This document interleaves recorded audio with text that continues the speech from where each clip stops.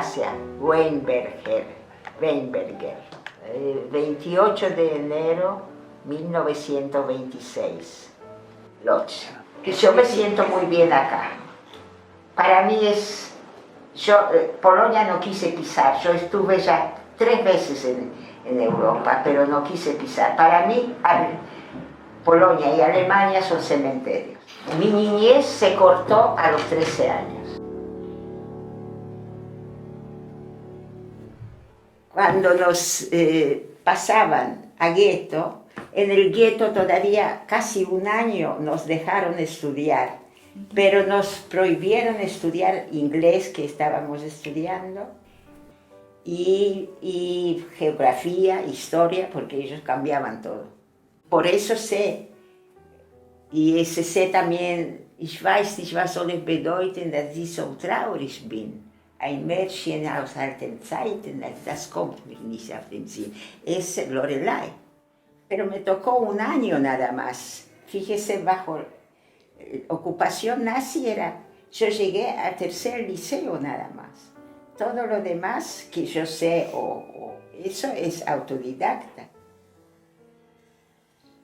Bueno, yo cuando vivía en Polonia, vivía en la ciudad Łódź. Ciudad Łódź es la ciudad industrial. Y bueno, nosotros vivíamos muy bien, un precioso apartamento, y íbamos a la escuela, la más cara, la mejor que había. Bueno, y eso era hasta el año 39. Tenía una hermana de 10 años. Mis padres tenían 40 años cuando empezó la guerra. Cuando llegaron los nazis, lo primero que hicieron es mandar coser Magen David, como lo llaman, amarillo, donde decía Jude, del lado izquierdo, adelante y atrás. Teníamos que caminar así, en la calle no se podía estar sin eso. Si pasaba un soldado o varios y no había paso, teníamos que bajar a la calle y dejar pasar a ellos. Bueno, cuando pasaban algunos que veían, por ejemplo, con barba, judíos ortodoxos, por ejemplo, les arrancaban las barbas, los tiraban al piso, los pateaban.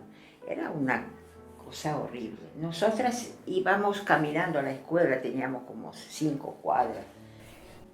A la escuela íbamos, era escuela, liceo y hasta bachillerato la misma. Y íbamos, y un día llegamos, eran después de 2 meses o 3 que estaban ellos, llegamos a nuestro apartamento y está sellado, lacrado, no tenemos más apartamento.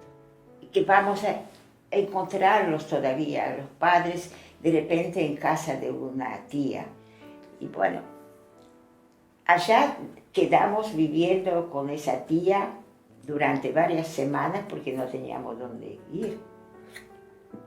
Y había que registrarse en una oficina donde ellos después, con ese registro, formaban un gueto.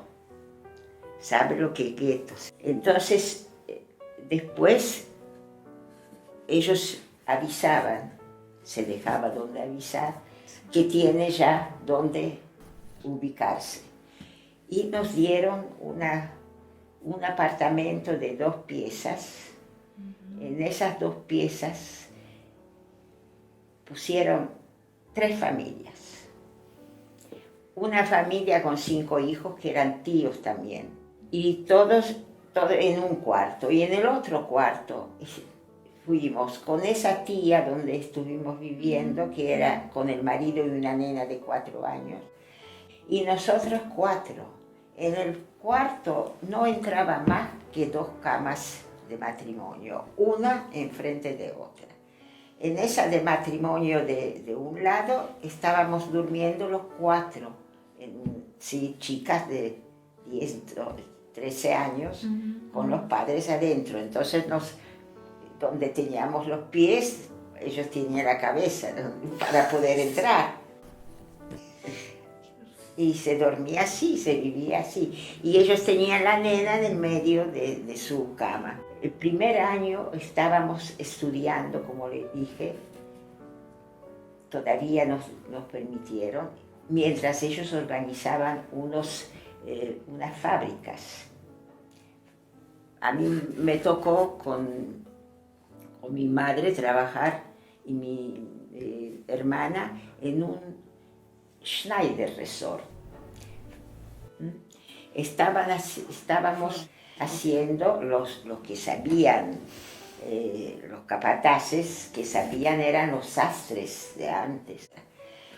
Pero chicas como nosotras, que no sabían nada, lo que hacíamos es marcar las piezas que correspondían a los uniformes. Cada uniforme tenía como 20, 30 piezas, porque las tapitas, los bolsillos, los cuellos,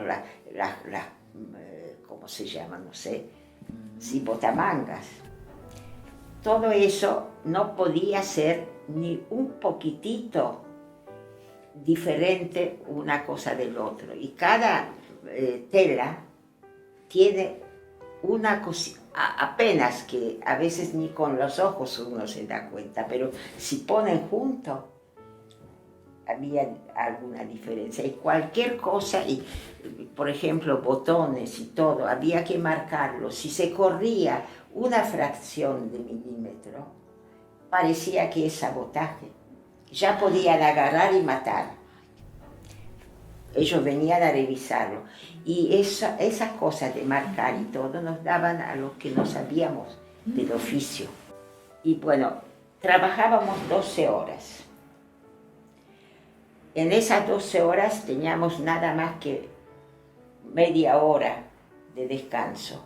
En esa media hora nos servían una sopa, que era como agua caliente, porque nunca no había nada dentro. A veces se encontraba un pedacito así de papa, nada más. Pero nos daban unas tarjetas, y con esas tarjetas nos daban cada 8 días un pedazo de pan. Un pedazo de pan de ese tamaño, digamos.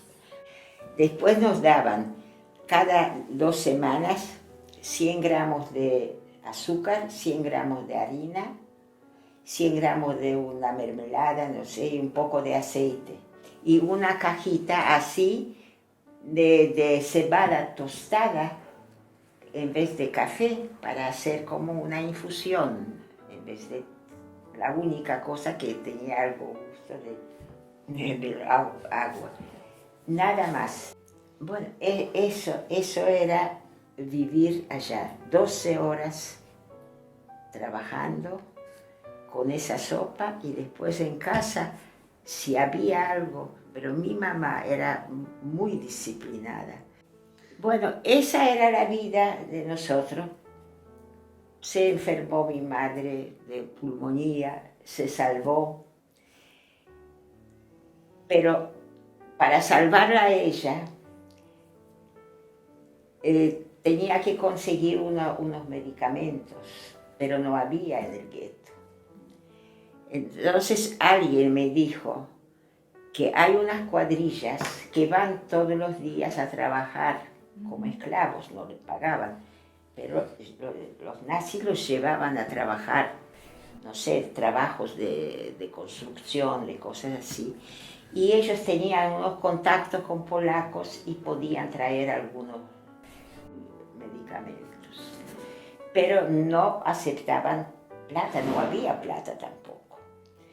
Había que darle de repente los 100 gramos de azúcar que nos daban para 2 semanas y pagarle una inyección. Y yo conseguí esas cosas para mi mamá. Nos privamos de esos 100 gramos para 2 semanas, pero se salvó. Pero yo caí enferma de pleuritis.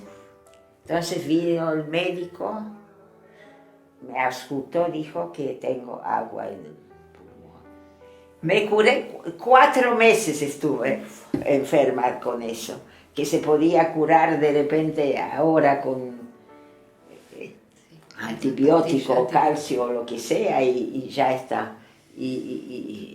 Sí, no me acuerdo, pero me consiguió también alguien, no sé si mi papá, no, porque él trabajaba aparte, él trabajaba en los trenes donde bajaban esa harina o ese azúcar, bajaban en bolsas, pero como había 200.000 habitantes en el gueto, había que repartir poquito, pero... Y él estaba descargando allá. Y pasaron años, hasta 44, 5 años. Pero decidieron, ya murieron tantas personas que no daban abasto ponían en las fosas comunes. Y uno cuando en una casa se murió alguien, lo dejaban en la calle, lo tapaban con algún trapo, alguna cosa, porque ni teníamos diarios, ni papeles, ni nada para cubrir. Entonces, pasaba todas las mañanas, pasaba una carretilla con caballos y juntaba los muertos de las calles y los llevaba fuera, no fuera del gueto, sino fuera donde estaba circunvalado con alambres de púa, pero no había casas ya, sino campo. Entonces hicieron fosas comunes y tiraban todos allá. Cuando llegó el año 44, estábamos en total 4 o 7 personas de los 14 que entramos. La mitad ya se murió. Pero entre el tiempo de gueto, cada tanto hacían, no sé, eso se llama gracia. Entonces no se podía salir de la casa. Una semana no salimos de casa, no recibimos comida, no recibimos nada, no fuimos a trabajar y ellos iban con camiones, como 2 o 3 camiones, casa por casa, revisaban todas las piezas para que nadie se esconda y todos en el patio tenían que ponerse en fila. Tenían perros también. Y también para organizar el gueto había agarrado a algunos muchachos jóvenes y los obligaron a ser policías también. Tenían una cosa acá amarilla y un signo de eso, pero ellos ayudaban. Eran como intermediarios entre los nazis y nosotros, digamos. Entonces, por ejemplo, cuando entraron en nuestro patio, donde tenían esa letrina y donde había que traer agua, porque agua sacaba con una bomba manual, se sacaba ahí también en el patio. Tenían 3 pisos, tenían 2 entradas. En una entrada entraron 2 soldados alemanes y en la otra entrada donde vivíamos nosotros entraron 2 policías de judíos que revisaban cada pieza. Donde entraban los alemanes, entraban con bayonetas caladas y cuando uno tenía la cama puesta, por ejemplo, ellos pinchaban la cama si uno no estaba abajo de un colchón. Entonces lo clavaban, porque a veces escondían niños allá. En esa racia, nosotros lo llamamos Sperra, que Sperra es cerrado, ¿no? Porque todo estaba cerrado. Nadie pudo salir de su casa, nadie. Ellos iban de un lado a otro, no dejaban pasar una sola casa. De apartamentos, casi todo era de apartamentos, de 2 pisos, de 1 piso, de 3 pisos, de 4. Sacaban las personas que estaban muy delgadas, sacaban todos los niños y sacaban los viejos. Entonces todo eso iba a Treblinka, nosotros no sabíamos dónde iba. No sabíamos nada, porque en el gueto de Varsovia se sabía todo, porque tenían contactos. Lodz no tenía contacto con nadie. Estaban todos circunvalados con alambres de púa y cada 2 metros estaba uno, escopeta con la bayoneta calada. Entonces, uno no podía acercarse ni siquiera cerca de esos que estaban cuidando cada 2 metros. Si uno se acercaba, ellos ya tiraban, porque cada uno era solo, pero ellos mismos de repente tenían miedo que uno, cuantos judíos se tiran, uno muere, pero el resto se... Pero no podíamos hacer nada, nadie se atrevía. Además, pensábamos siempre que pronto va a terminar, pero así pasaban años y pasaron años, 5 años así. En el 44, en agosto, resolvieron los nazis liquidar el gueto. Entonces agarraban de las fábricas mismas un contingente de no sé cuánto que ellos querían. Cada transporte llevaba más o menos 2.000 personas. Y nos agarraron todos juntos. Y nos pusieron en esos vagones. Primero había como 50 personas adentro que no se podía ni siquiera estar sentado en el piso. En el medio ponían un balde para las necesidades. En ese viaje todavía no era tan horrible como en el otro que les voy a contar, porque este llevaba solamente unas cuantas horas, entonces uno se aguantaba y no pasó nada. Llegamos a Auschwitz, pero no sabíamos qué era, porque no sabíamos de existencia de campos de concentración, no sabíamos nada. Llegamos allí, vemos chimenea, humo y barracas. Entonces ya trabajábamos en el gueto, parece en fábrica, vamos a trabajar acá.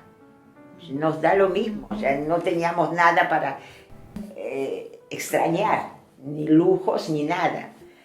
Entonces, cuando bajamos y ayudaban unos con esas túnicas rayadas, que ayudaban para poner la fila, entonces les preguntamos, esa chimenea, ¿qué fábrica es? Dice, esa es la única salida de Auschwitz.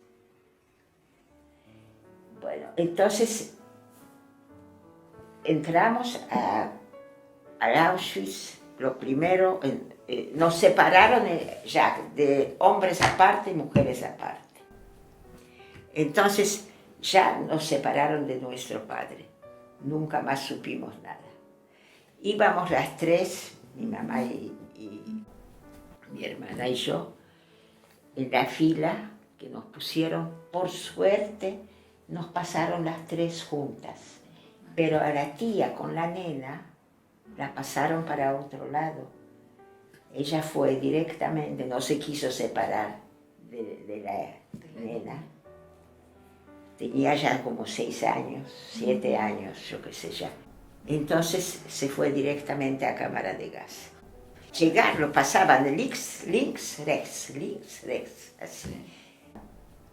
Ellos sentados en unas mesas. Se ve eso en la película lista de Schindler. Yo miré, que no debemos mirar los que sobrevivimos, pero yo miré para ver si ponen de verdad las cosas como había pasado. Bueno, cuando entramos después en una sala, estábamos las 3. Me acuerdo que tenía puesto un relojito de oro, me sacaron, revisaron la boca si no tengo algún diente de oro. Nos rasparon a casi todas las personas la cabeza, pero aparte también el vello púbico, axilas, todo donde tenían. Y además una mujer revisaba las partes íntimas y no tenían guardado algunas cosas también. Eso desnudas, así con las manos allí, era la primera entrada de Auschwitz. Toda la ropa, la valija, todo se llevaron. Nos pasaron a otra sala, que había un montón de suecos ahí, como montaña de suecos. Nos dieron los suecos de madera. No se podía caminar, en el empeine hacía heridas, se abrían heridas con sangre chorreada, porque en madera no se podía caminar con eso. Después nos dieron ropa, nos dieron un vestidito a cada una. Por suerte a nosotros los vestiditos nos entraron. Yo no le puedo decir, y ni sé si se pueden imaginar, cuando uno salía de esas salas que nos llevaban a la barraca donde íbamos a vivir, nadie reconocía a su propia madre, la madre a la hija no reconocía. En esos harapos, con esas formas de flacas que salían puros huesos, parecían esqueletos caminando. Parecía un manicomio. Y nosotras aturdidas, y nos pusieron en unas, como 10 personas juntas en una cucheta, 10 personas, que si uno quería darse vuelta, las 10 personas se tenían que dar vuelta. Y venían con un bol, con una sopa que también agua, flotaba algo allá. Entonces nos daban para los 10 y cada uno quería el trago más grande porque sabía que otro trago ya no va a venir. Trago nada más. Entonces uno quería tragar. Era horrible eso. Bueno, pero no les conté que cuando entramos y pasamos por esa ropa todavía, antes nos pasaron por la peluquería, que rapaban a todos la cabeza. Yo tenía pelo muy lindo y muy largo, hasta acá. Y yo usaba trenzas. Tenía abiertas esas trenzas y me cubrí con el pelo todo el cuerpo porque estaban los hombres ahí, los nazis parados, sí, y miraban cómo le pelan la cabeza. Cuando llegué yo, primero atrás mío estaba mi mamá y mi nena, y ese nazi le hace así a la muchacha que pelaba con la máquina, y ella dejó la máquina, agarró la tijera y me cortó. Me dejó el pelo así como ahora. Del transporte era la única, y yo le dije a la nena, mira, esa es mi mamá y mi hermana, y las hizo pasar sin tocarle la cabeza. Las 3 únicas de 2.000 personas estábamos con el pelo. Quería explicarles lo que era ese pelo. Ese pelo era un pasaporte para la vida. Eso me ayudó todo el tiempo, porque uno parecía más persona. No es solamente autoestima diferente si uno se aparenta, pero es que no se pueden imaginar cómo se ve la mujer pelada, con ojos que saltan, parece que porque están tan hundidas las caras, estaban de flacas, que parecían caminando esqueletos, nada más, pero con pelo que le cubría y un poco, así se parecía más gente. Así que cuando nos pusieron en la barraca, por ejemplo, me eligió la Stubenelteste para que yo ayude a servir sopa. Traían bidones de 50 litros y cada barraca llevaba como 2.000 personas o 1.000 personas, no sé cuánto. Entonces había 3 o 4 que servían. Y servíamos con un cucharón. Pero un cucharón es redondo, ¿sí? Cuando llega a cierta altura ya no puedes agarrar nada con redondo. Entonces cuando se terminaba y no podías agarrar más, al final de todo nos dejaban, por hacer ese trabajo, comerlo. Un cucharón que tenía todo el mundo, yo tenía 3 cucharones. Y eso era posibilidad de sobrevivir más que otros. Y cuando en la fila llegó mi hermana o mi mamá, yo buscaba con el cucharón a ver si encontraba un pedacito de papa, pero había que buscar hasta el fondo, porque flotaban 10 en 50 litros. Así que ya era lo primero. Después, cuando nos dirigíamos a Apple, ¿saben lo que era Apple? Abrían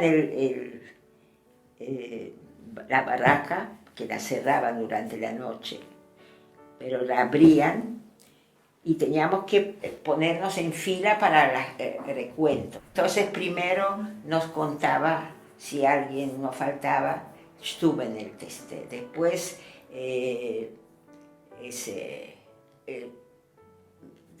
la supervisora de la Stube del teste, después Aufseherin, y después recién los grandes jefes. Estábamos paradas más o menos 3 horas, cada noche, cada día que nos sacaban para contarnos, eran paradas 3 horas, con el frío o bajo lluvia, lo que sea, o con calor, estábamos haciendo el Apple. Bueno, después del Apple nos llevaban a una barraca para las necesidades, porque barraca adentro no tenía nada. En Auschwitz todavía hay, si uno va a visitar Auschwitz, todavía ve que hay una barraca que es especialmente para necesidades. Que había unas tablas con agujeros redondos, largo de 25 metros de un lado, de otro, y después otra, así también de un lado y de otro.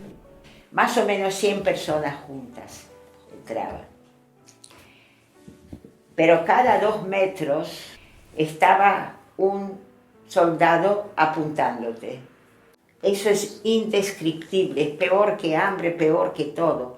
Todos juntos, los 100 personas juntas. Y nos daban 10 minutos de repente. Y tenían que salir otros 100, así. Pero era horrible. Nos llevaban 2 veces en el día. Una vez de mañana, una vez de noche. Pero en el medio, otras cosas, estaban los Apple otra vez. Y cuando alguna de las chicas no aguantaba, se desmayaba, y cuando se desmayaba perdía la conciencia y la continencia también. Yo no le puedo decir las palizas que recibían esas muchachas. A golpes la despertaban y después tenía que limpiar. Pero teníamos quedamos castigadas todas. Y mataban también por uno que había hecho algo en un pueblo, todo el pueblo se mataba. Esa era la regla. Entonces, castigaron a todas. Me acuerdo un castigo que nos hicieron ponernos de rodillas en el barro mojado, frío, de rodillas, a las 3 de la madrugada hasta la mañana, no sé cuántas horas, que a las 7 más o menos. Esa era la vida en Auschwitz. Cuando nos pusieron en fila para marcarnos el número, vinieron 2 SS y nos sacaron de la fila a las 3. Y alguna otra también. No sabíamos dónde nos llevaban, pero no nos marcaron. Nos llevaron al lado de Auschwitz, una parte se llama Birkenau. De allí salían trenes para Alemania y nos llevaron allá. Nos llevaron allá y ahí nos separaron de nuestra madre. Porque también nos elegían desnudos. Y mi madre estaba muy delgada y la dejaron en Auschwitz. Y nosotras todavía teníamos un poquito de carne, ellos necesitaban para trabajos. Entonces a mi hermana y a mí nos llevaron a Bergen-Belsen, otro campo de concentración. Pero no era campo de exterminio, se morían allá como moscas de frío y de hambre, pero no había cámaras de gas. Entonces llegamos allá, pero el viaje era, como le decía, una pesadilla. Estábamos allá metidos con el balde en el medio, que no podíamos ni respirar. Llevó mucho tiempo hasta que uno se decidió usar el balde, pero estábamos viajando, creo, 8 días y noches. No había otro remedio que usar el balde. Y eso salpicaba a todo el mundo, porque los trenes que no tienen suspensiones, son de ganado, se mueven así, y salta todo. Pero era horrible y no teníamos nada para comer ni nada para tomar. 8 días, 8 noches viajamos. Ellos viajaba el tren de repente 5 horas, pero los trenes con soldados ocupaban los rieles. Teníamos que ir del costado y quedaba de repente un día entero los vagones de nosotros. Ellos iban a atacar a Rusia en aquel entonces. Y entonces, cuando ellos pasaron, después sacaban otra vez nuestro tren y otra vez íbamos viajando. Bergen-Belsen es al lado de Hannover, en el norte, entre Hamburgo y Hannover. Allí está Bergen-Belsen. Pero ellos también recién hacían. Había una parte de Bergen-Belsen que estaba con barracas, y la parte donde nos llevaron a nosotros era un campo, pero no campo, sino recién cortados los árboles de un bosque. Entonces pusieron unas carpas camufladas como usan los soldados. Cada carpa entraban 400 personas más o menos. Entonces había un poco de viruta en el piso, cada uno tenía un lugarcito con viruta y con una frazadita gris finita. Bueno, una frazadita así sobre viruta de madera. Y alrededor estaban raíces, cortados, digamos, los árboles hasta acá, pero de árboles gruesos así. Y el trabajo de nosotros era allá, todos los días con picos y palas, ir sacando esas raíces de los árboles. Eso hacíamos en Bergen-Belsen. Para dejar lugar y plano para edificar de repente las barracas, porque ellos terminaban con muchos campos de concentración o con el resto de Europa. Polonia era la primera que ocuparon, pero había todavía para ocupar Hungría y Checoslovaquia y Yugoslavia y todas esas, y todavía no los mandaron a Auschwitz. Escúcheme una cosa, si acá estaba una barraca, acá otra, De repente acá estaba de un árbol raíz, acá de otro. Había pasillos acá, acá pasaba un camión. De repente con bidones. Ellos decían, estaban allá más o menos 6.000 personas en esa parte de Bergen-Belsen.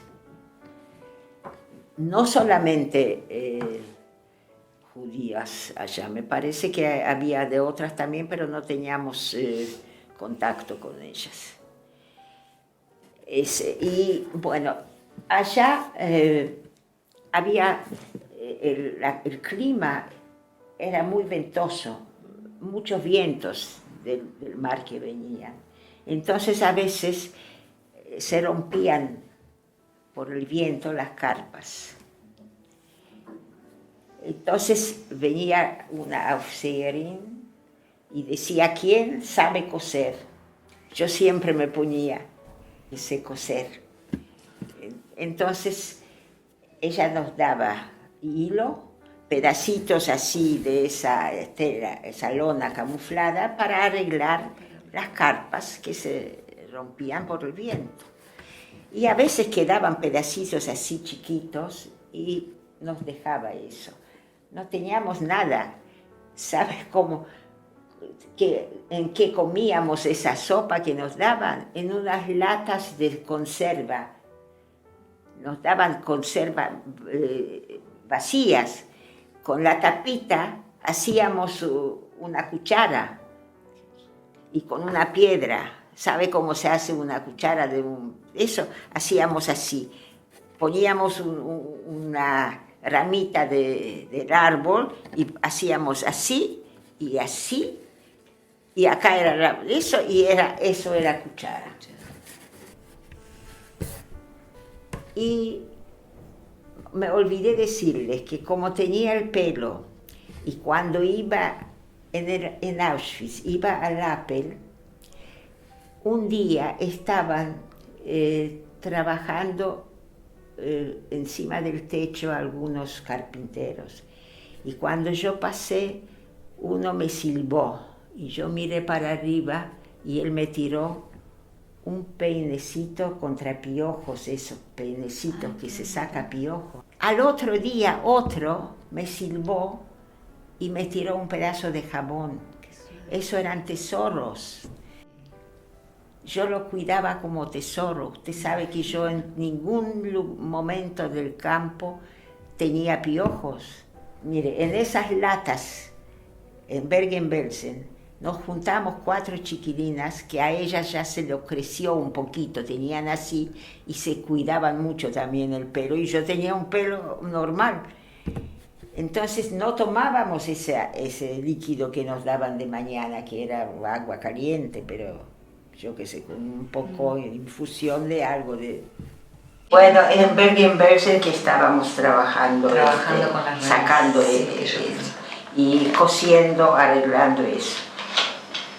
Entonces, un día, cuando después de coser, la Aufseherin nos dio los pedacitos de tela chiquitos, que ya no le servían para nada. A mí me servían y me hice como un monederito cosido y puse el pedacito de jabón y el peinecito. Esas dos cosas en un monederito así chiquito, tenía de esa lona, que nos regaló, eso no solamente a mí, porque se presentaron 3 o 4 para coser y arreglar las cosas. Bueno, entonces, un día, después de algunos meses, pasó por Bergen-Belsen un transporte que iba, no sé si a Polonia o a otro campo de concentración en Alemania, no sé, pero lo dejaron allá durante la noche.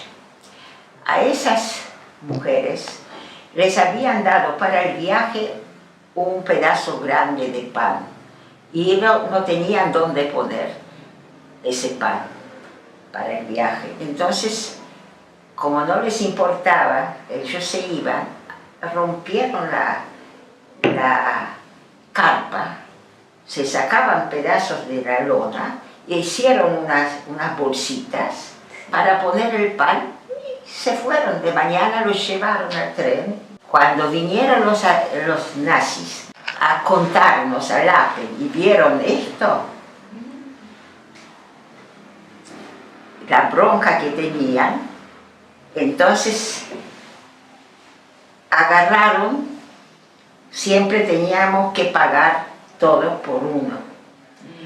Entonces nos pusieron todas las personas que estaban en esas carpas y revisaron todas las donde dormíamos, esas grutas, y si encontraban algo hecho de la tela, lo pusieron en un banco delante de las filas.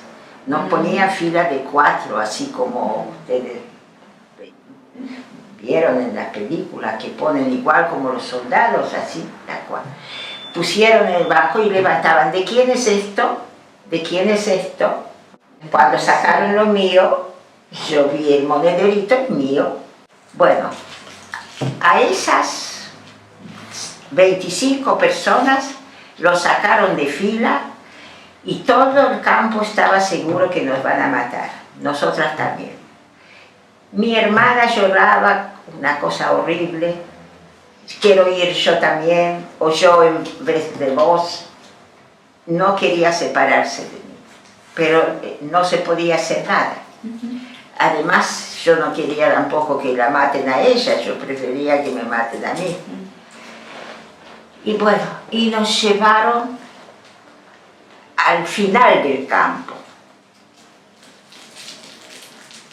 Y nos pusieron en una carpa chica para 25 personas, las otras eran grandes de 400. Entonces lloraban, alguna que era creyente oraba a Dios, llantos horribles, las 25, era una noche y yo les decía: no nos van a matar porque están poniendo alambre de púa alrededor de esta. Es como si fuera una cárcel, nos van a dejar en la cárcel. ¿Se da cuenta? Yo les decía: no nos van a matar, si no se van a hacer el trabajo tan grande como poner alambre de púa alrededor de esa carpa. Si nos querían matar, nos ponían en el fusilamiento y ya está. Sí, bueno, al final de mañana, de madrugada, vienen y nos dicen: ustedes tienen Strafblock. Trajeron unas cosas redondeles negros y blancos, teníamos que cosernos acá y atrás, como criminales. Las 25 muchachas. Ustedes van a hacer todo el trabajo pesado de todo el campo. Ese era el castigo. Teníamos que cargar bidones de 50 litros que entre 4 no podíamos ni cargar al camión ni descargar. No les puedo decir lo que era eso, el trabajo. Y teníamos que sacar todo el día con pico y pala, sacar esas solamente nosotras, las 25. Teníamos que, mire, no había letrinas, no había nada, había pozo. Y pusieron unos palos nada más.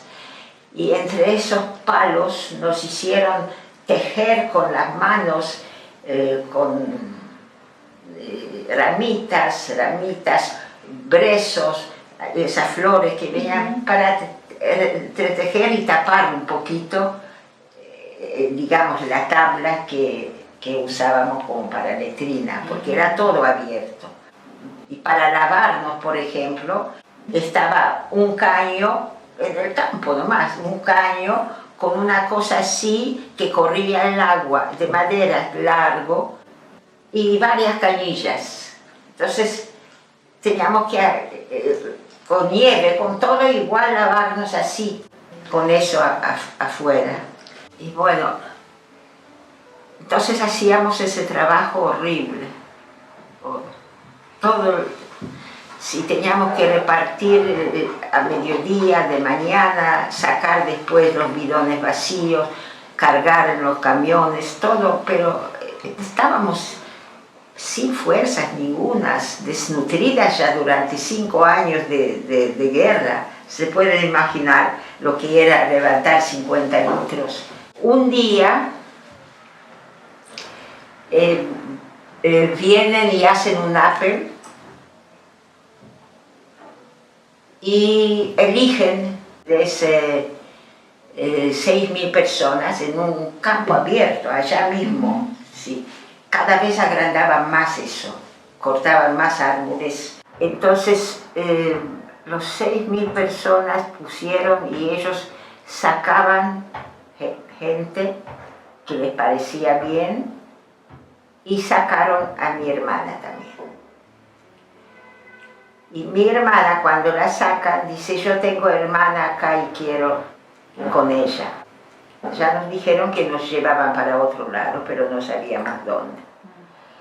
Entonces uno de los nazis le dice a mi hermana: anda a buscar a tu hermana, ¿dónde está tu hermana? Entonces dice: está trabajando en Strafblock. Entonces me fue a buscar y yo me acerco con ella a los nazis y uno saca un cortapluma y me corta ese ojo negro que tenía cosido. Entonces los 6.000 personas que estaban paradas empezaron así, despacito. Como ellos no decían nada, empezaron esos a aplaudir, porque me sacaron de Strasbourg.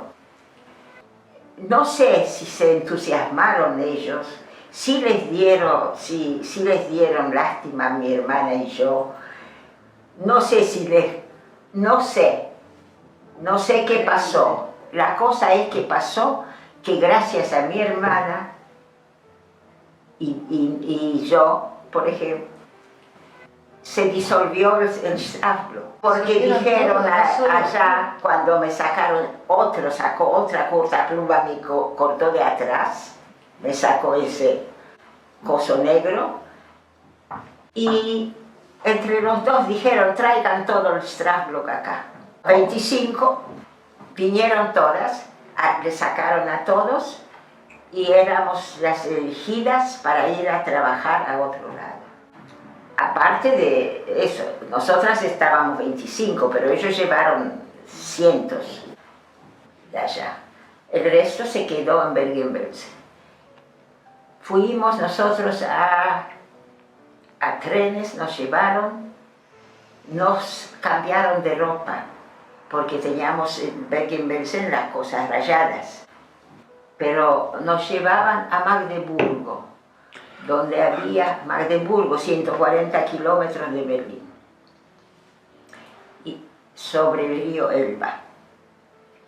Pero en Magdeburgo trabajábamos en fábrica de municiones Polte, debe estar todavía, Polte, nunca oyó, fábrica de municiones Polte, y una gran fábrica de pinturas también. Pertenece a Polte también. Bueno, allí nos llevaron, pero nos dieron una ropa con cruz así, roja como de cassette, pero una ropa civil. Pero nada abajo, y suecos en los pies, no zapatos, y nieve, bajo nieve, con frío horrible. Bueno, nos llevaron, pero estábamos en barracas allá. Y trabajábamos 12 horas en la fábrica de municiones. Eso de todos los campos, eso era lo mejor todavía, porque adentro no sufrimos tanto frío, porque como trabajábamos juntos con alemanes civiles, entonces ellos cuidaban que ellos estén bien. A mí me pusieron a controlar las balas antiaéreas de ese tamaño. largos así, digamos, tenían la circunferencia así más o menos, cada bala, y tenía unos sellos que uno probaba. Si entraba el sello estaba bien, si no entraba había que sacarlo de la cinta sin fin, que eso iba y venía continuamente. Y había como un vagón que había que poner, que iba de vuelta a arreglar lo que fallaba. Y había un código donde se apuntaba cada cosa con una tiza especial arriba de la bala, qué falla tenía. Y eso me tocó a mí hacer. Después de las 12 horas nos llevaban para descansar y venía otro turno. Campo iba otro turno. Y la semana siguiente cambiábamos los turnos. Pero cuando nos tocaba trabajar de noche, no pudimos descansar de día, porque ya tiraban las bombas los aliados, entonces nos llevaban al búnker. Estábamos exhaustas. Nos daban un pedacito de pan y una sola sopa en las 12 horas que estábamos, tanto de día una vez, o si trabajábamos de noche una vez allí. Bueno, ahí trabajábamos, pero ya cada 2 por 3 nos llevaban al búnker en la misma fábrica también, porque tiraban muchas bombas. Ya estaba por terminar. Sí, hasta abril creo que estuve allá. Un día tiraban tantas bombas, nos llevaron durante la noche de vuelta. Ya no se podía trabajar, porque los mismos capataces, los oficiales que sabían trabajar, nosotros ayudábamos nada más, cosas más fáciles. Trabajaba con guantes porque se cortaban los dedos. Sí, y todos los días me daban un par de guantes para poder trabajar eso, si no en carne viva hubiera sido, porque al sacar eso de la cadena, no tiene pulido los bordes ni nada, el borde de metal que cortaba, y todos los días quedaban deshechos los guantes. Y una noche nos llevaron de vuelta y se veía todo Magdeburgo en llamas. Pero se podía leer con las llamas de incendio que había, de tantas bombas que tiraron. Y ya de madrugada nos sacaron del campo, eran 6.000, no sé cuántos miles de personas, ahí ya no sé cuántos había. Pero nos sacaron caminando, cruzamos Elba y vamos a la parte de a lo de los rusos, no para los que venían de Normandía. Yo creo que ya estaban en Francia ya. Y a nosotros nos llevaban más para Rusia. Y rusos con los aliados tenían arreglado que los rusos llegaban hasta Elba y los otros del oeste también hacia Elba, no cruzaban. Ellos volaron los puentes, los alemanes, después de cruzar nosotros, de caminar no sé cuántos kilómetros a un campo entre árboles, entre eso, una cosa vacía ya para que descansemos un poco, porque caminamos desde como a las 5 de la madrugada que estábamos caminando, sin comer, sin nada, descalzo. Bueno, entonces la mayoría se sentó y se quedó dormida. De repente sentimos otra vez bombas cayendo alrededor de nosotros, y nos despertamos y empezamos a correr adentro de los bosques, que estaban los árboles, y adentro de los bosques había trincheras. Nos metimos en el fondo de la trinchera, y yo estaba con una chica que nos juntamos, porque antes, me olvidé decirle, nos separaron, me llevaron de vuelta a mi hermana a Bergen-Belsen. y ella estaba con una prima, la prima también la sacaron y mandaron a Bergen-Belsen. Mi hermana después supe cuando llegué acá que ella murió en Bergen-Belsen de tifus, porque 35.000 personas murieron allá. Se hizo una epidemia de tifus. Y bueno, ella tenía de repente, ya 15 años tenía cuando murió. Yo ya tenía 19 en ese momento. Era el 6º año ya de la guerra. Y entonces yo me junté con esa chica, que las dos llorábamos horrible, y nos juntamos hasta el final. Entonces estábamos en las trincheras y pasaban los soldados y nos tiraban galletitas adentro.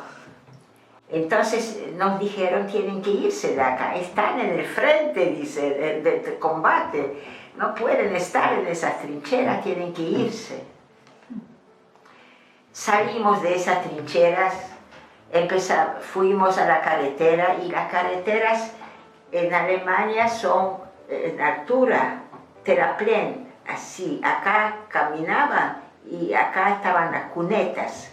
Cuando empezamos a caminar así por la carretera, empezaron los aviones a tirar.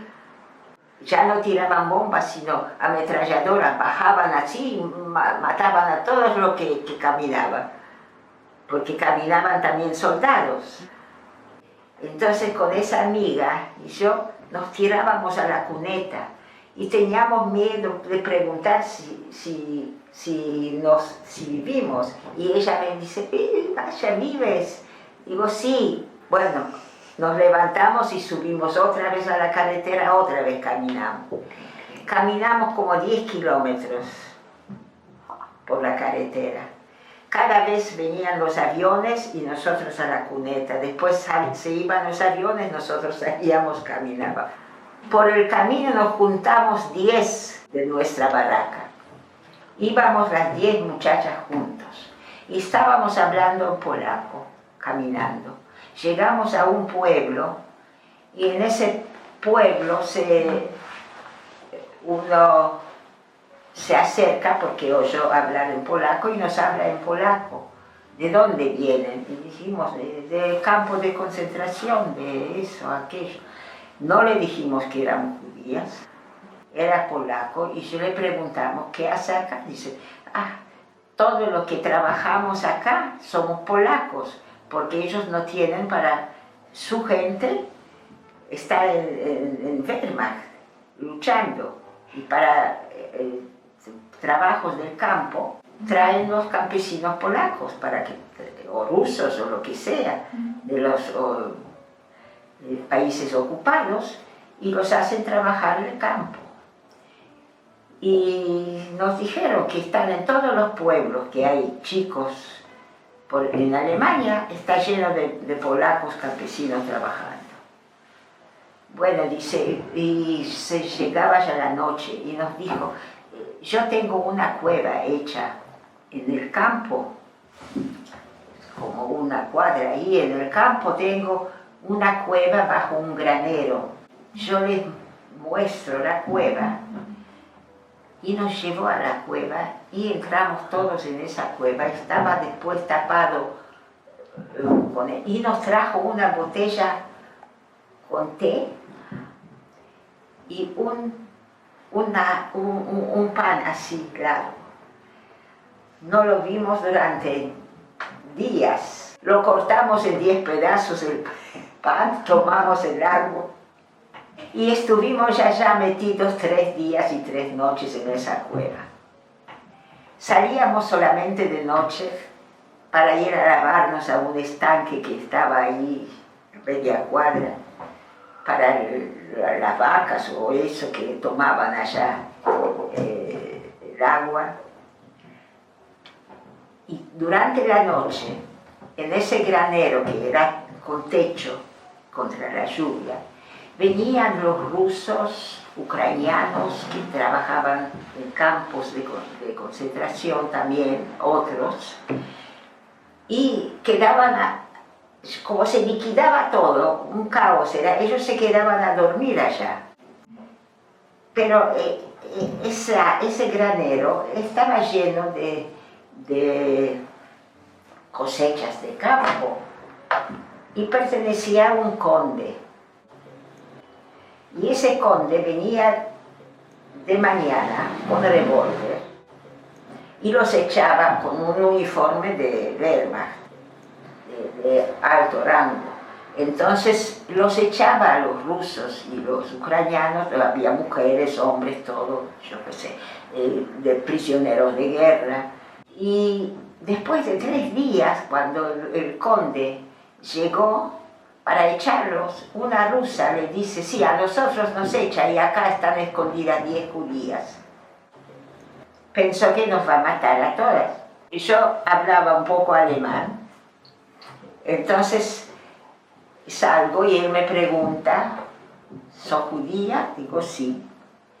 Y las otras 10 sí, también estamos de campo de concentración que se deshizo, no teníamos dónde ir y nos dieron ese lugar.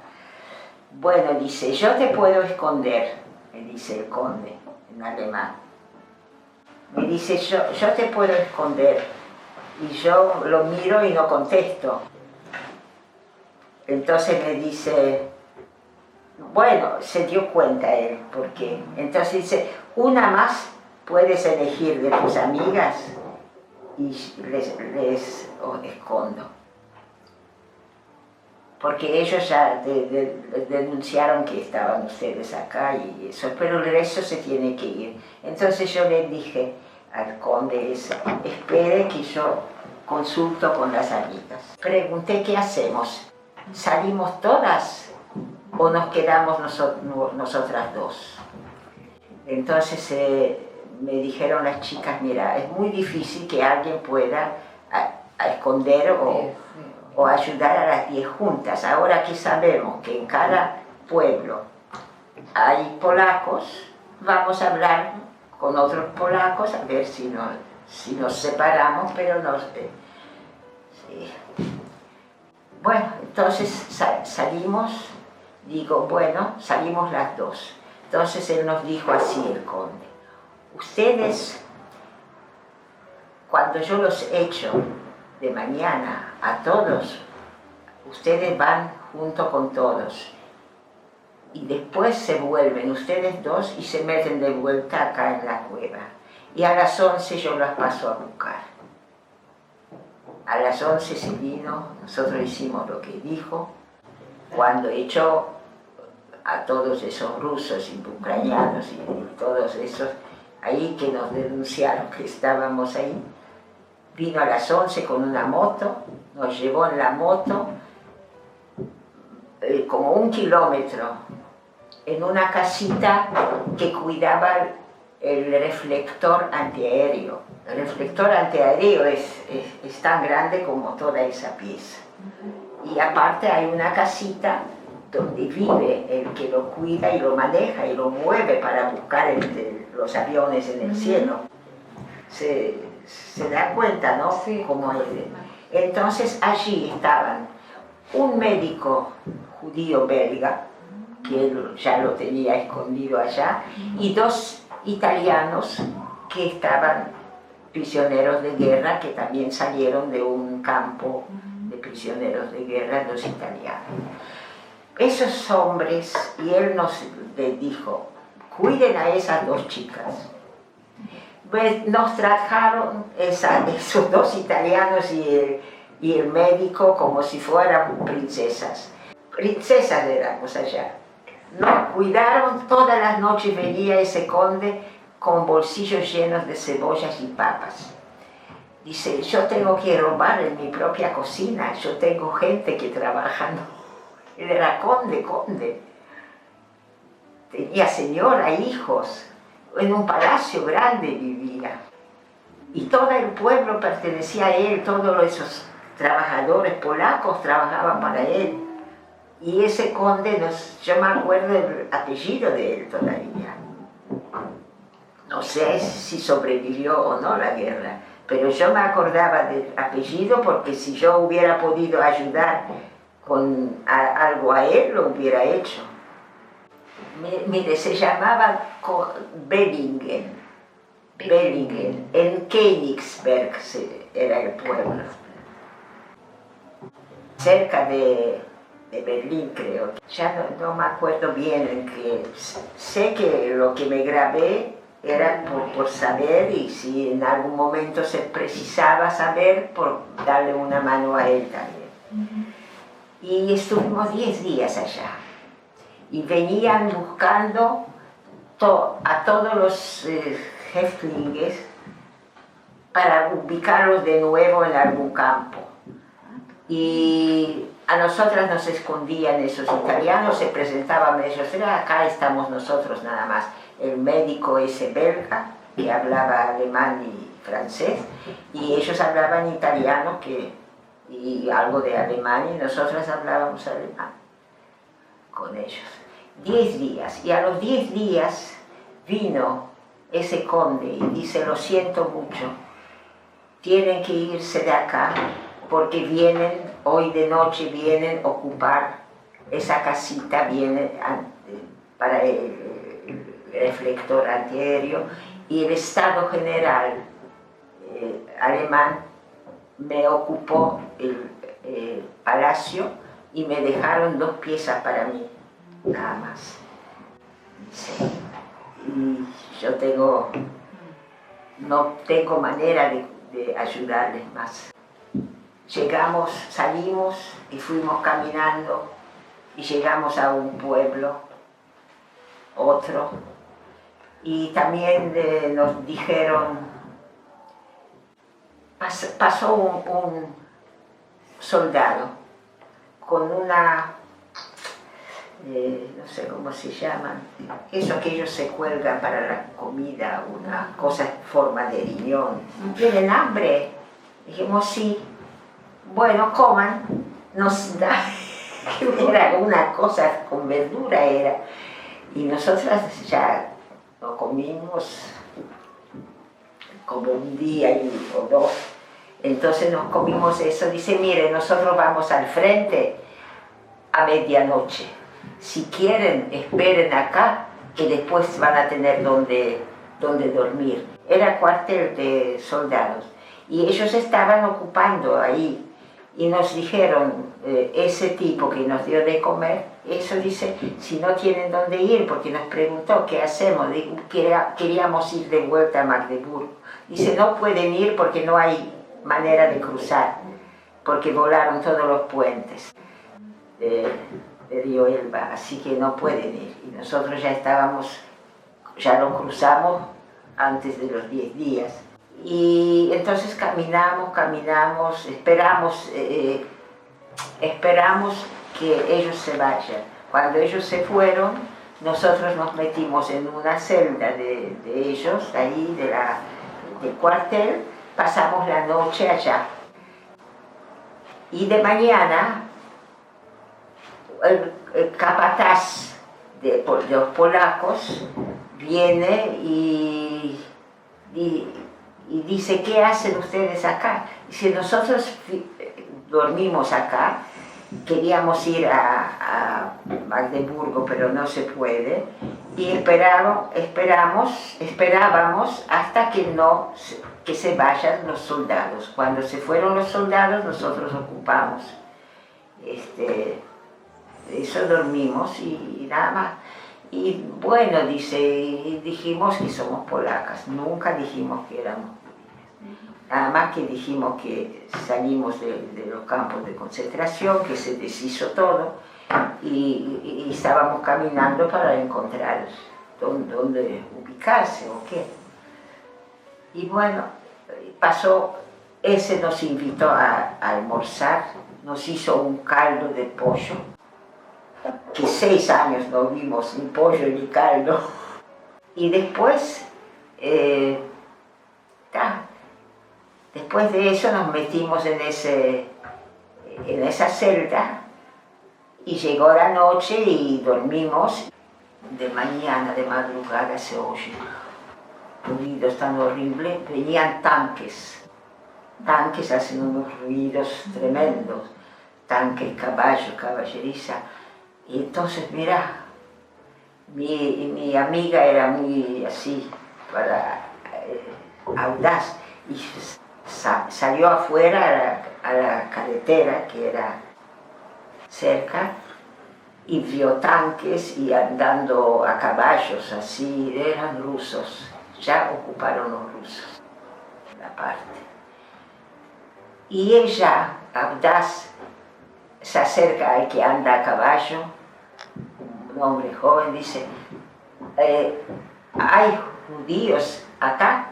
El soldado le dijo, yo también soy judío, ¿qué hacen ustedes acá? Entonces le contamos a él. Dice, ustedes quédense acá y yo de tarde vengo a buscarlas. Y bueno, ahí era la terminación de la guerra. Con todos más o menos nos arreglamos en alemán, porque todos que pasaron más o menos hablaban. También algunas palabras de yugoslavo son parecidas a polaco, y entonces nos entendíamos muy bien. Y en Alemania nos entendíamos muy bien con alemán. Nuestro poco que sabíamos nos sirvió para ser las anfitrionas, digamos, que hicimos varios viajes así. Pero la primera ciudad así grande era Poznań. Bajamos en Poznań y también esperamos en la estación central a ver si hay algún tren que nos lleve a Lodz. Y llegó un tren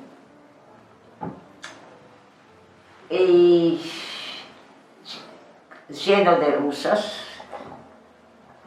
También bajaron allá y el ruso dice, un ruso se acerca, o mi amiga se acercó, no me acuerdo cómo era, pero también resultó ser que era judío. Entonces, como le dijimos que no teníamos dónde ir y eso, nos dio la dirección de la madre y la hermana que vivía en Lodz, y le dijo a nosotras que vayamos allá, que nos dejan dormir allá. Y bueno, saludos de él, que seguía a Rusia todavía. Y nosotros llegamos así, con esos rusos soldados, siempre nos cuidaba y después estuvimos con la madre y con la hermana de él. Y bueno, con eso no se terminó. Quería conseguir trabajo, tanto ella como yo, y no pudimos conseguir nada. Trabajábamos un día y ya nos querían violar. Entonces, mira, conseguí yo en un restaurante. Yo ya estaba contenta que íbamos a tener comida, por lo menos, porque no teníamos para comer, no teníamos. Pero ni siquiera trabajé un día, ni siquiera fui a cobrar ese día que trabajé, porque tenía miedo que no me va a dejar salir. Pero era caos completo. Los hombres pensaron que la mujer que sobrevivió ya debe haber pasado por no sé. No quise ni siquiera. Y después había ya una comunidad judía en Lodz, pero todo lo que llegaba se tenía que registrar. Y fuimos a registrarnos en la comunidad porque tenían un albergue que lo hicieron ya los judíos allá, y daban de comer si uno quería y daban para dormir también. Y bueno, y fuimos allá, y cuando me registro, el que lo registraba dice, ¿vos sos la hija de tal y tal? Digo, sí. Yo soy primo de tu tía, le dijo. No sobrevivió nadie. Él ya sabía que no sobrevivió. Pero conocía bien a mis padres, y era primo hermano de mi tía. Bueno, y este primo, estaba con un amigo viviendo. Entonces, este que visitaba no, era un amigo de antes que lo fue a visitar, que pasó a Auschwitz 3 años, sobrevivió allí. Y cuando llega mi amiga con las cosas compradas, se meten 2 hombres con revólveres y hacen un atentado. Nos meten de todos los cuartos, sacan la gente, nos paran contra la pared en el cuarto de ese que correspondía a mi primo, y dice: nosotros no queremos Polonia sin judíos. Lo que no hicieron los alemanes, nos terminamos nosotros. Y nos iban a matar a todos, con 2 revólveres, 2 hombres apuntándonos. Entonces dice: vamos a llevarlos al living de a uno. Llevan primero al amigo que fue a visitar a mi primo y lo matan en el living. ¿Sabe lo que es sobrevivir 3 años a Auschwitz? Se puede contar con las manos la gente que lo logró. Y morir a manos de polacos después de la guerra. Bueno, cuando mi primo sintió el balazo en el living, se le tiró encima al otro que nos estaba apuntando, le dobló el brazo y él apretaba el gatillo y volaban por arriba las balas. Nosotros, el resto, 7 personas, nos tiramos al piso por las balas. Mi amiga saltó sobre la ventana, rompió el vidrio, gritaba auxilio, que nadie apareció, pero ella quedó herida, no sé si por una bala o por el vidrio, pero chorreando sangre, una herida en la rodilla, no podía moverse. Y bueno, el hombre ese quedó muerto en el living, pero el que nos apuntaba vio que el otro no lo viene a ayudar, tenía miedo que lo vamos a matar nosotros, porque el primo ya le torció el brazo. Y el otro que mató acá, empezamos a gritar nosotros a todo lo que da para que nos oiga gente de la calle o algo, se escapó pensando que nosotros estamos matando al compañero. Y entonces, y el otro vio que no le viene a ayudar, también se escapó. Se escaparon los 2 y nos salvamos todos por este primo que empezó a luchar con él. A donde sabían que hay algún judío, ahí lo mataban. Yo ya estaba acá y había un pogromo en Kielce. Eso es todavía como un regalo, un atentado de polacos después de la guerra. Yo no soy creyente, yo no creo, soy atea, pero parece que algo me protegía, que era un destino que yo tenía que ayudar, y sigo ayudando.